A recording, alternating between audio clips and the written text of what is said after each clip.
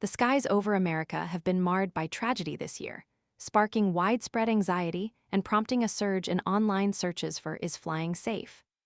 Several high-profile plane crashes, culminating in the devastating Washington, D.C. commercial airline collision that claimed 67 lives, have understandably shaken public confidence.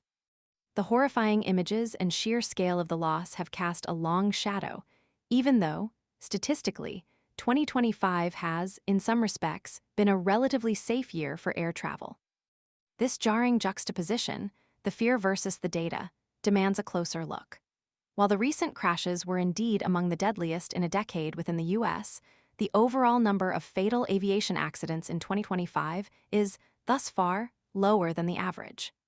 The National Transportation Safety Board, NTSB, data typically shows around 20 fatal aviation accidents per month in January and February. This year, however, saw a significant drop, a mere 10 in January and only 6 in February. This data encompasses the entire spectrum of U.S. civil aviation, from the behemoths of commercial flight to smaller private jets. However, it's crucial to acknowledge the limitations of this purely numerical assessment. Focusing solely on the asterisk number of accidents obscures the devastating impact of individual tragedies. The sheer scale of loss in the Washington, D.C. incident, where an American Airlines flight collided with an Army Black Hawk helicopter, is undeniable. The 67 lives lost in this single event overshadowed the relatively lower overall accident count, making 2025 a year defined not just by statistics, but by profound human suffering.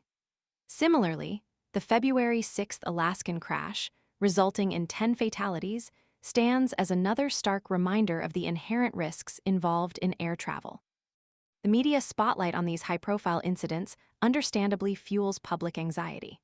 The raw emotion and lingering questions surrounding these events, coupled with the vividly reported details of destruction, amplify the sense of vulnerability and uncertainty surrounding air travel. News outlets have exhaustively covered the investigations, dissecting every detail of the crashes, leading to a palpable sense of unease. This emotional response is valid, irrespective of any statistical analysis. This anxiety has been further exacerbated by recent political actions. Following the Washington crash, former President Donald Trump used the tragedy as a platform to criticize diversity, equity, and inclusion (DEI) programs, falsely linking them to a decline in aviation safety. His claim that the Federal Aviation Administration's FAA commitment to hiring individuals with disabilities was somehow contributing to a national downfall is a dangerously misleading and inflammatory statement. Furthermore, his administration's decision earlier this month to fire approximately 400 of the FAA's 45,000 employees has ignited considerable concern regarding the potential impact on aviation safety standards and oversight. This mass firing, the motivation for which remains questionable, has only added fuel to the already simmering anxieties. A judge ultimately intervened in Trump's mass firings.